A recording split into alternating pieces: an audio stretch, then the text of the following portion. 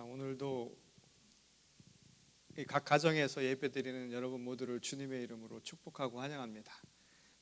항상 해도 부족함이 없는 것이지요. 그리고 항상 감사한 마음이 드는 것인데 또 하나님의 사랑과 은총 가운데 서로를 축복하는 겁니다. 우리 이 시간 서로를 잠시 축복하며 말씀을 우리 나누도록 하겠습니다. 다 같이 우리 축복의 인사 나눌까요? 다시 축복합니다.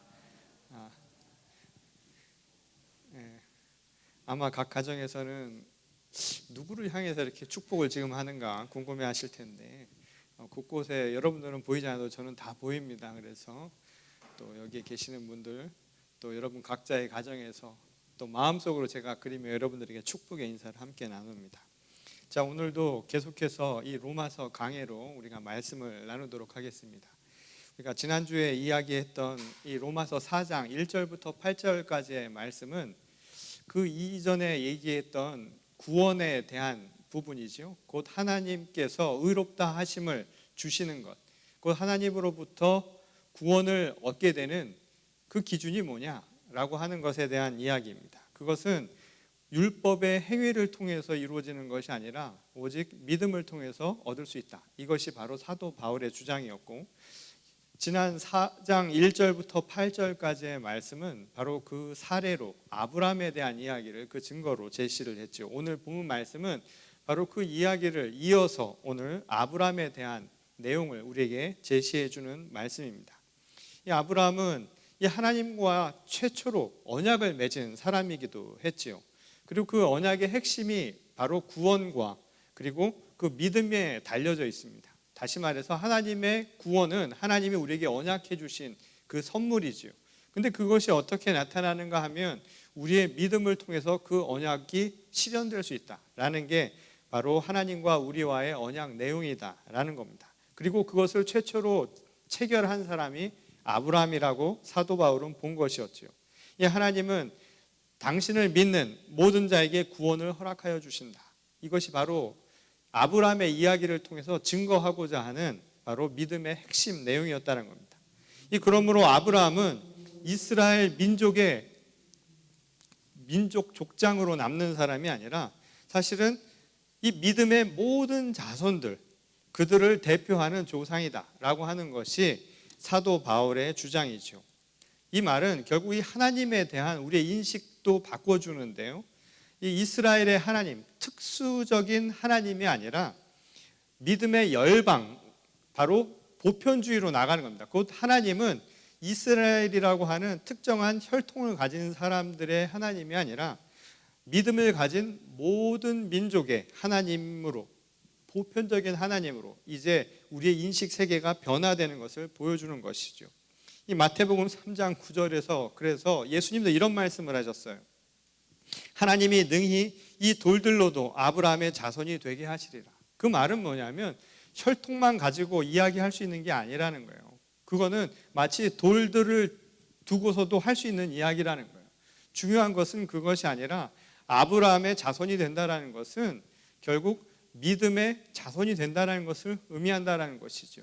다시 말해서 아브라함은 단순하게 유대의 혈통을 가진 특정한 사람들의 조상으로 남는 것이 아니라 하나님과의 언약을 통해서 믿음의 조상이 되었고 그 믿음의 혈통을 따르는 모든 이들에게 그 믿음의 유산을 물려주는 특권을 받게 되었다라는 것, 이게 바로 사도 바울이 이야기하고 싶은 내용이었다는 겁니다. 오늘 우리가 읽은 본문 말씀은 바로 이 내용에 대한 근거를 제시하고 있는 사도 바울의 주장이라고 볼 수 있는 말씀입니다. 그 첫 번째는 이 9절에서부터 12절까지의 말씀을 통해서 이 할례의 진정한 의미를 통해서 사도 바울이 지금 주장하는 것은 이 아브라함의 자손은 곧 믿음의 자손이다. 곧 아브라함은 단순히 유대의 혈통을 가진 이들의 조상이 아니라 믿는 자들의 조상이다라고 하는 것을 증거하고 있음을 보게 됩니다. 바울은 이 할례를 이 의롭다 인정함을 받은 증표이지 그것이 원인이다라고 말하지 않습니다. 다시 말해서 유대 율법에 따라서 할례를 받았기 때문에 의롭다 인정을 받는 게 결코 아니라는 것이죠. 할례의 유무가 의롭다 인정을 받는 기준이나 조건이 아니라는 사실을 사도 바울은 이야기를 합니다. 그 증거로 이야기하는 것이 바로 이 아브라함의 이야기죠. 아브라함이 하나님으로부터 의롭다 여김을 받은 것, 이 다른 표현으로 하자면 하나님이 그를 선택하고 그와 언약을 맺고 그를 축복한 내용을 말하는 겁니다. 그것은 할례 이전에 일어난 사건이었다라는 거예요. 그러니까 할례를 받은 것은 믿음으로 선택받은 후 14년 후에나 지나서 이루어진 사건이었다는 거예요.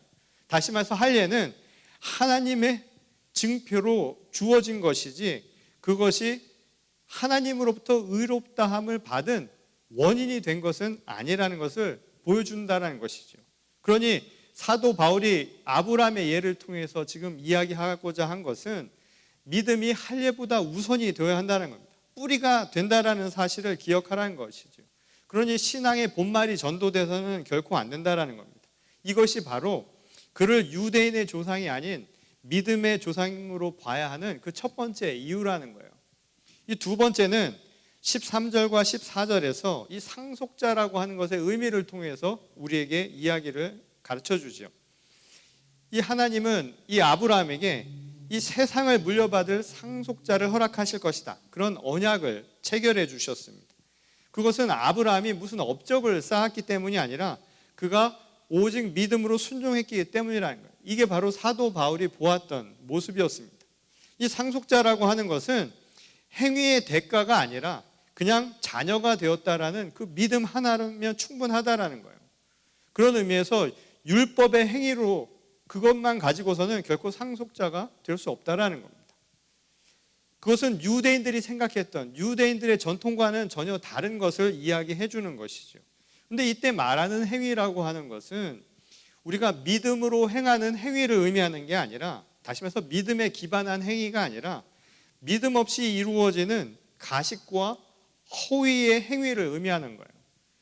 그러니까 예수께서도 당시 유대인들을 보면서 하셨던 것처럼 율법주의, 그러니까 율법의 전통을 따라서 행위로 나타나는 것, 다시 말해서 겉으로 드러나는 모습만 가지고서는 우리에게 그것은 허위의 의식이다라고 말씀하셨던 것과 같은 이치라는 거예요.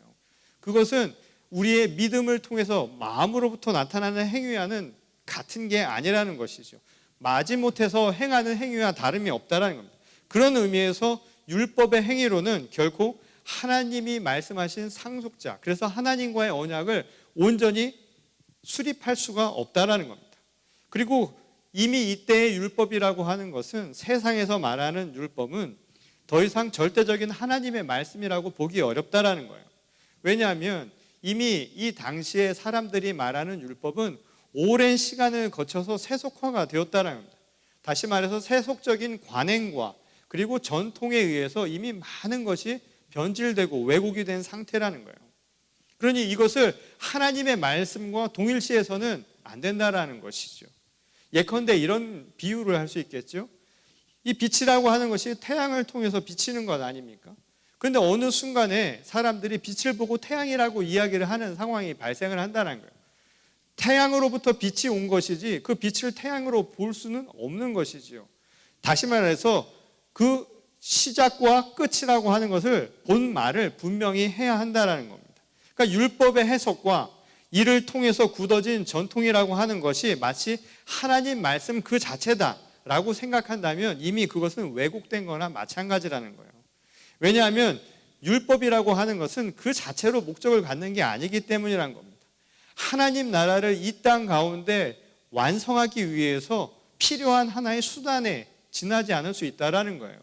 그런 의미로 우리가 율법을 받아들이고 율법의 행위도 그것을 위한 하나의 도구적 행위로 생각해야지, 그 자체를 목적으로 삼는다라고 하면 그것은 완성된 것이 될 수 없다는 겁니다. 그런 의미에서 율법은 그 자체로 늘 불완전할 수밖에 없다라는 거예요. 예수께서도 그래서 그런 말씀을 하시죠. 예수께서 오신 것은 율법을 폐하러 온 것은 아닙니다. 그러나 그것을 완성하러 오신 것이다 라고 하신 것도 그와 결을 같이 하는 말씀이라는 겁니다. 그러니 문제의 근원적 해결을, 다시 말해서 구원이라고 하는 것을 율법을 가지고서는 우리가 완성할 수 없다는 거예요. 상식적으로 생각해 봐도 그렇죠. 법이 중요한 게 아니잖아요. 법은 세상을 살만한 곳으로, 선한 세상으로 만들기 위해서 필요한 도구라는 것 아닙니까? 그러니 실상은 법이 없는 세상이 난 거잖아요. 정말 하나님 나라의 완성이라고 하는 것은 율법이라고 하는 것, 법이 없는 세상이 되어야 한다는 거예요. 예수 그리스도가 바로 그런 의미에서 진정한 하나님의 말씀, 살아있는 하나님의 의를 우리에게 나타난 모습이라고 사도 바울은 그런 의도에서 우리에게 가르쳐주고 있는 것이죠. 그런 의미에서 상속자가 된다라고 하는 것도 율법의 행위를 통해서 얻을 수 있는 것이 아니고, 다시 말해서 유대인이라고 하는 혈통을 가지고 있다라고 해서 그것이 검증이 될 수 있는 게 결코 아니라는 겁니다. 상속은 어디까지나 하나님께서 우리에게 주신 은총이라는 거예요. 오늘 16절에서 말씀하시는 것처럼 하나님이 아무 공로 없이 우리에게 베푸신 은혜, 그게 우리를 상속자로 만든다는 겁니다.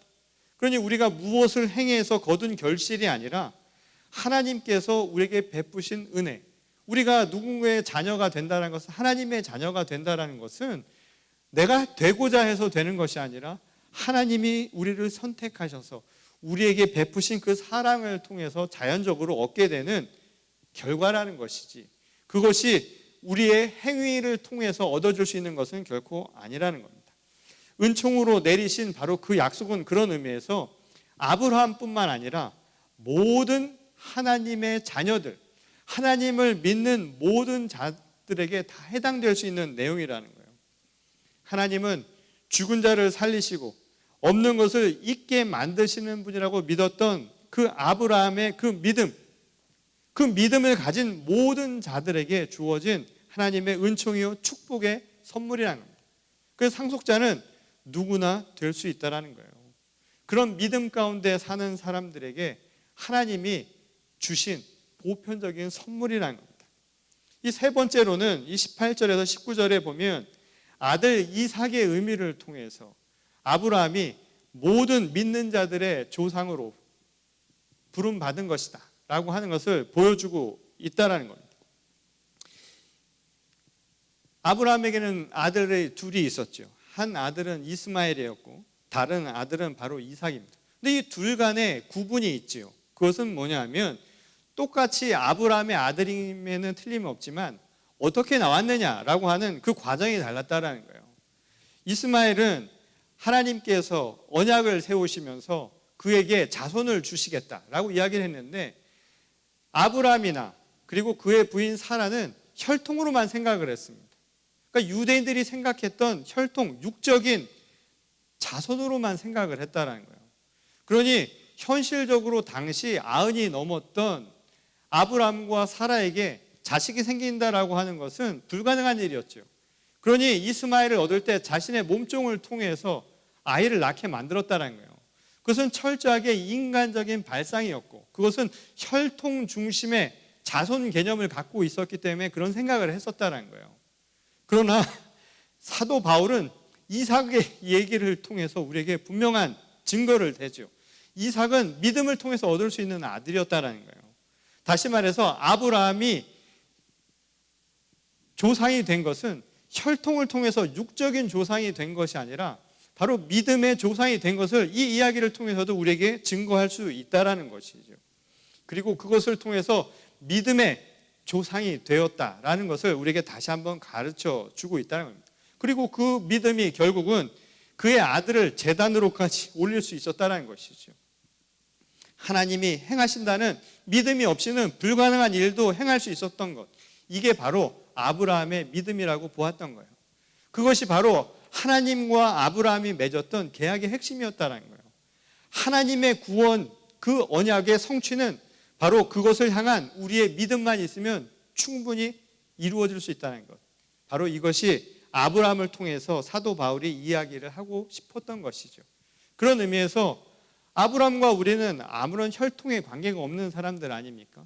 그럼에도 불구하고 아브라함과 우리 간의 관계가 이루어질 수 있는 것은 바로 그 믿음이라고 하는 그 증거가 바로 우리를 연결해주는 고리 역할을 하고 있다는 것이죠.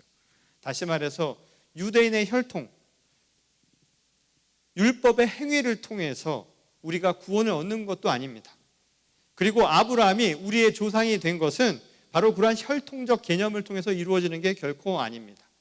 믿음을 통해서 우리는 하나님의 자녀가 되는, 하나님의 상속자가 되는 바로 그런 기쁨을 얻게 된 것이고, 그것을 통해서 우리가 하나의 공동체, 교회를 이룰 수 있게 되었다는 것입니다. 이게 바로 사도 바울이 오늘 이 말씀을 통해서 우리에게 가르쳐주는 주장이었던 것이죠.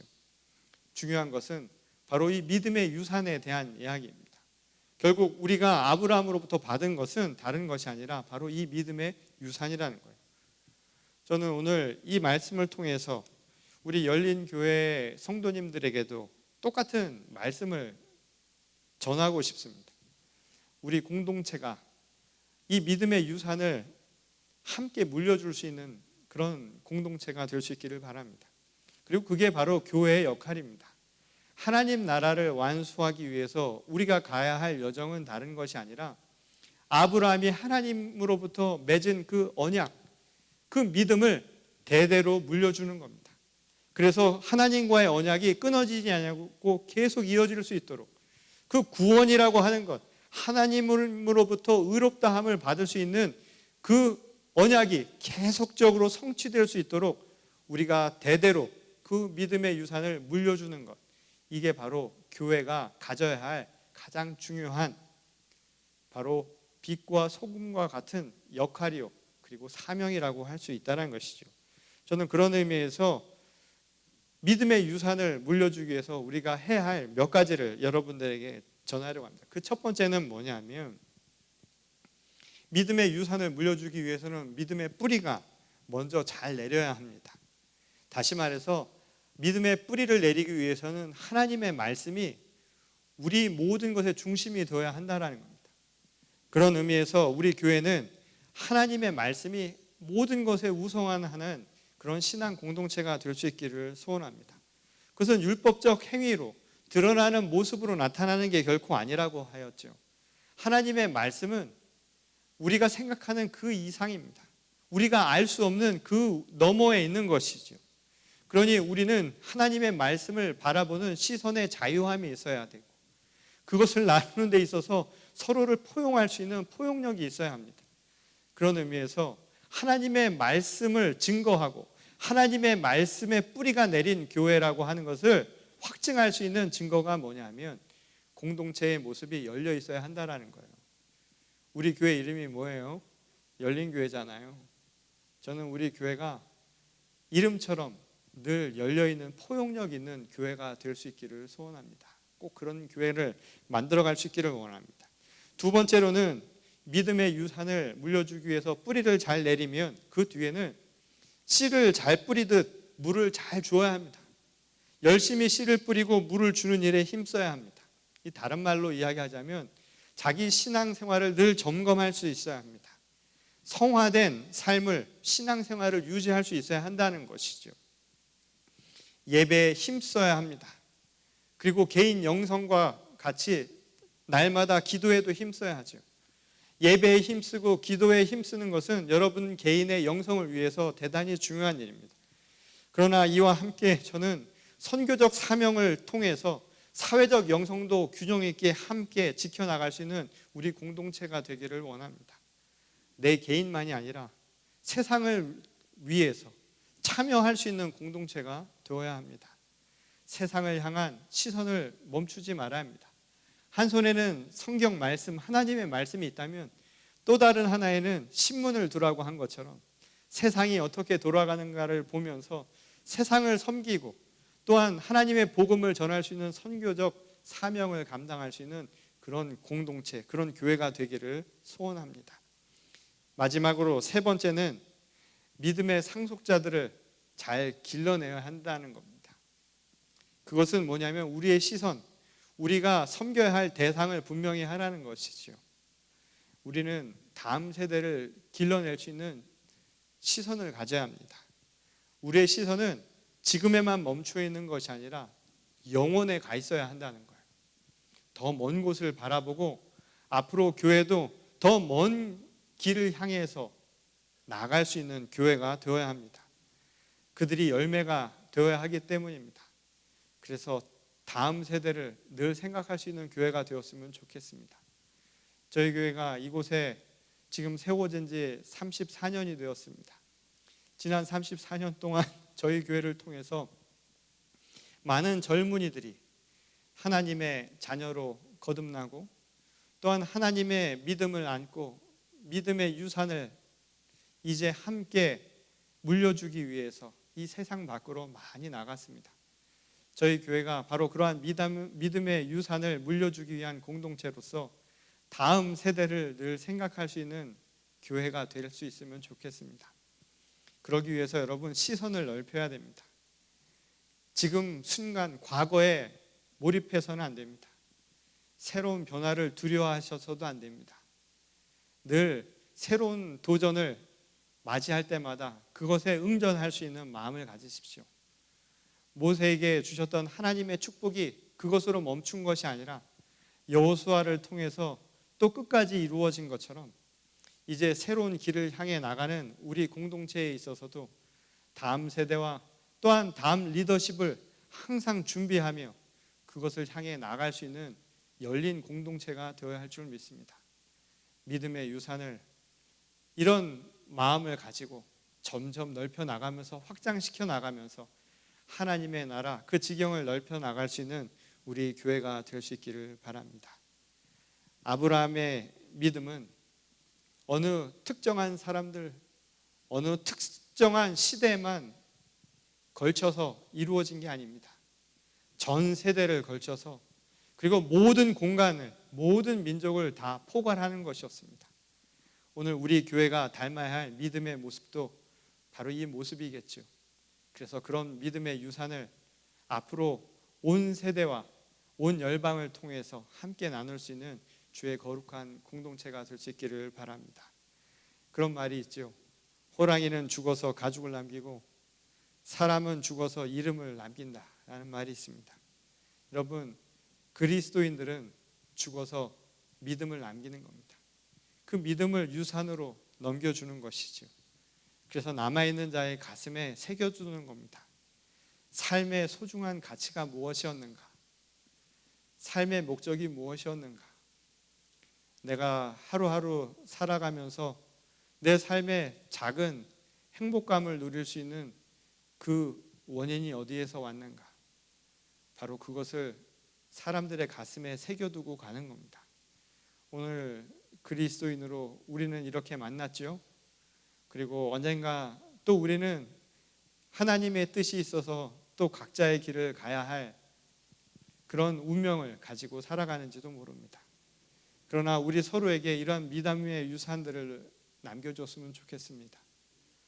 참 좋았던 순간에 대한 기억들, 삶이 힘들었어도 또 아름다웠노라고 우리가 서로 기억할 만한 기억들, 그리고 이 모든 것이 하나님의 은총으로부터 온 것이라는 우리의 믿음을 우리 서로의 각자의 마음속에 새겨두는 것, 이런 기억할 만한 믿음의 자녀들로 우리가 남기를 바랍니다. 우리 교회가 그런 믿음의 유산을 함께 나누며 서로가 섬기며 사랑하고 우리 삶의 소중한 기억을 함께 새겨나가는 주의 거룩한 공동체가 될 수 있기를 주님의 이름으로 간절히 축원합니다. 우리 다 같이 기도하시겠습니다. 주님, 아브라함을 통하여서 우리에게 첫 언약을 맺어주셨던 그 언약을 저희가 기억하기를 원합니다. 하나님은 우리에게 구원을 주시고 저희는 그 믿음으로 하나님의 그 은총을 온전히 받아들인다라는 것, 이것이 바로 하나님의 약속이었음을 저희가 기억하기를 원합니다. 그리하여서 아브라함의 자손이 된다는 것은 다른 것이 아니라 곧 그 믿음의 유산을 이어받아서 날마다 하나님의 구원의 은총을 체험하는 것임을 저희들이 믿음으로 결단하고 고백하기를 원합니다.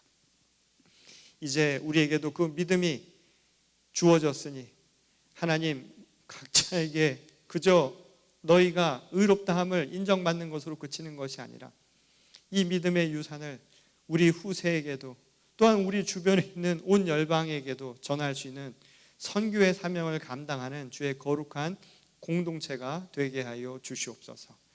각자의 신앙을 키워나가면서도 서로를 섬기며 사랑하는 일에 힘쓸 수 있는 열린 공동체로 주님께서 저희 모두를 불러주시고 또한 그렇게 사용하실 줄 믿사오니 주님께서 우리를 부르실 때 온전히 주님 앞에 모든 것을 맡기고 나갈 수 있도록 저희의 믿음을 더욱 굳건하게 하여 주시옵소서.